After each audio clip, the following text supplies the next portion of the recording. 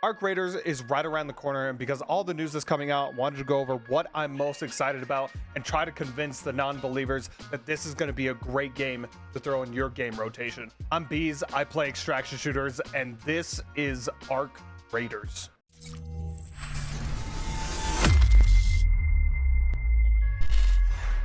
First off, the big talk on campus is wipes. For those of you that don't know about extraction shooters, Escape from Tarkov has a wipe every 6 to 8 months and putting players back to square one. Has money, guns, progression, everything is gone. Everyone starts at the beginning like you never played the game at all. With the new extraction shooters like ABI and Delta Force, they just have seasons, so they don't really wipe.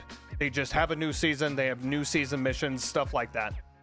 With Ark Raiders, they're taking a different approach, which is kind of on par for Embark right now because they're doing everything a little bit different, but wipes are optional.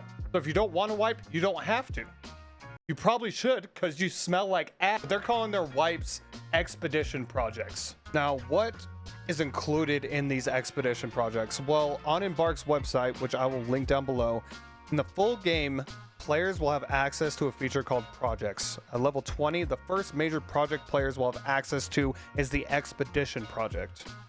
Upon completion, this project makes a character reset available. If a player completes the reset, they'll be able to do so again, so as long as they complete another of these projects. The expedition project will operate on a repeating cycle, roughly 8 weeks. So I'm thinking maybe they'll do it with like seasons. That's really soon for seasons. I mean, 2 months isn't that long. During the course of 8 weeks, players can contribute towards and make progress on their expedition project, which will overall be a somewhat large time investment. At the start of the 8th week, the ability to finalize the project will become available, and it will remain available for that entire week. So you have a small window to finalize this expedition project. If a player has fulfilled all of the necessary stages of the project, they'll be able to commit to completing the expedition during this period. Should a player's project not be ready during the window to complete the expedition project, their progress will be kept, allowing them to continue working on the project until the next finalization window, which is huge for people that don't have a lot of time to play the game. If we look back at other extraction shooters, actually probably just Tarkov, you have to keep up with the player base or you will get destroyed in late wipe. There's no doubt about it. You're going to get absolutely annihilated. And with the other extraction shooters, people are just piling on money. There's not really a reset in those games like Delta Force and ABI. You just keep on stacking money. People have billions. So I really like this idea, how it's optional and it will give you benefits, which we'll talk about in a second. So let's talk about benefits and incentives of this wipe, air quotes. Permanent account unlocks for each completed expedition. Cool. Don't know what that's going to be. Unique cosmetic rewards for each completed expedition. Yes. God, yes. I want people to look at me and be like, oh snap, he's completed every expedition. Like a backpack bling or something like that. They get close enough to me, like, oh dude, you completed expedition 1, 2, 3, and 4. You know what I mean? I like that idea a lot. Account buffs that are applied for the duration of the following expedition cycle. I know what you're thinking. We're going to get into it in a second. And sequential completions of the expedition project increase the magnitude of these buffs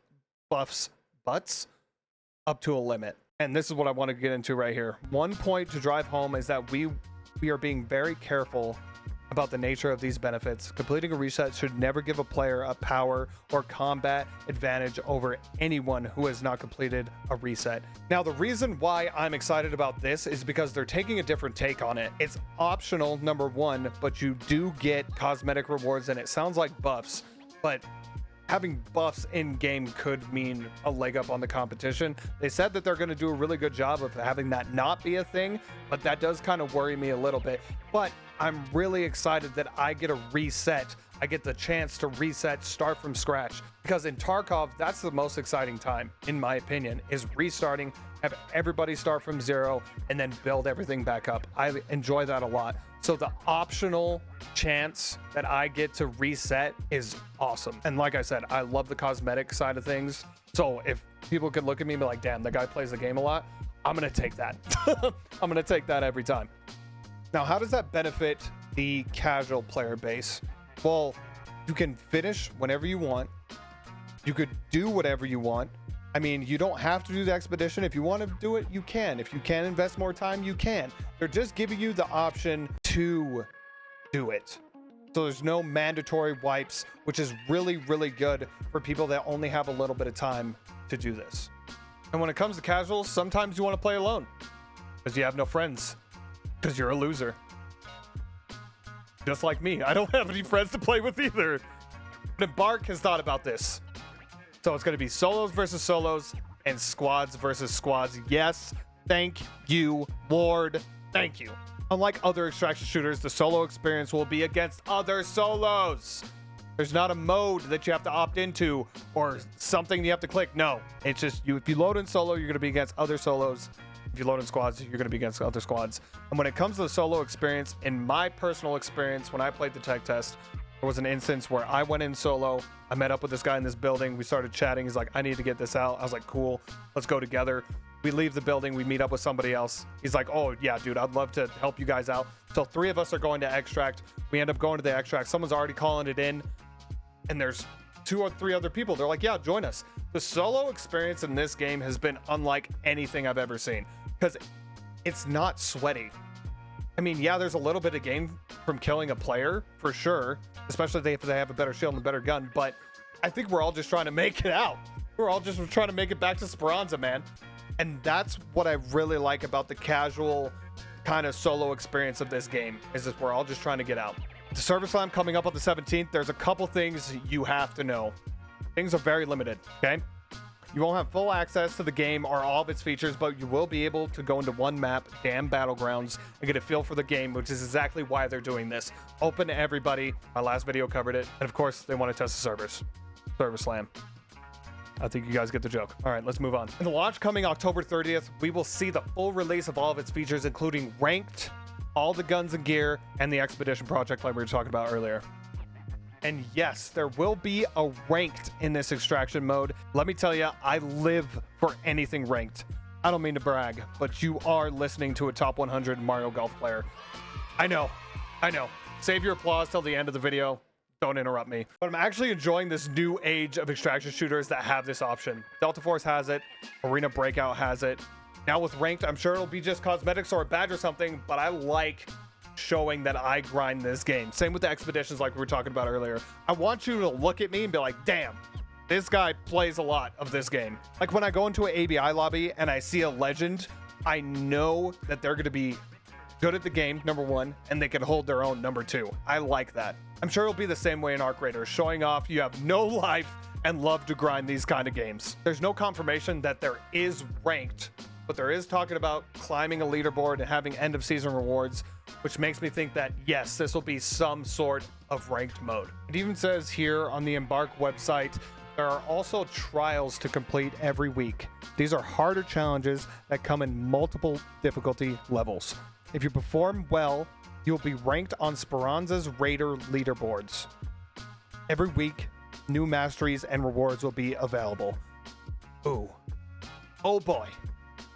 You're going to catch me on them leaderboards. I can tell you that much, dude. Oh my God. Am I excited? And when it comes to other things I'm excited about, customization. I've always been a big customization guy, and Bark has done a really, really good job with the finals. The customization on there is absolutely insane. Now, when we're looking at this video of the customization, looks like you got a couple face presets, couple appearances that you could choose from, but what I'm really looking at is the customization of the different outfits that they have. Looks like they have different colorways. You could have the hats on or off, so it's limited customization, but I think it's enough for it to be your own personal Raider. Not everybody's going to be the same, which is absolutely awesome. And when it comes to the maps, looks like we're going to have 4 to 5 available off rip, which I am super duper amped about. If you played the tech test, you know exactly what I'm talking about. And we got a couple here. So we got Damn Battlegrounds, Buried City, which Buried City was my favorite map. Close quarters, inside buildings, kind of like a city that was taken over by a dust storm. Absolutely great vibes there. I absolutely love that map. That's my favorite map. The Spaceport, didn't play too much of that one. Blue Gate, which I don't think I made it to, and the new announcement that they made recently, Stella Montis. But it says on the website, but what that is and how to get there is still unknown. They really know how to sell this, man. Just talking about this game gives me goose pimples. I'm sorry, man. I'm just so amped. All in all, I've said this over many videos, and I'm going off script for this one because I just want you to feel how passionate I am about this game. The graphics, the sound design, the community behind it, the team that fully believes in this game is unlike any game that I have covered or played. Yeah, it's a third person.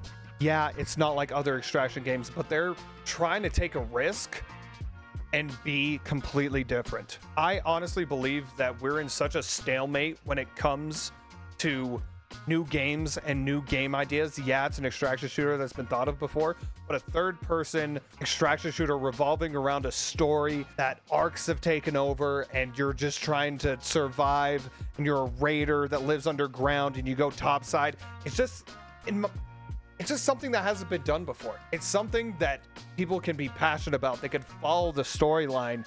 They could really get into the character. It's immersive. And it's like I said, it's something that hasn't been done before. If you're looking forward to Ark Raiders, make sure to slap that like button and hit the subscribe button, because we'll be live so much playing this game. I appreciate you guys watching the video. I'll catch you buzzing around the next one. See ya.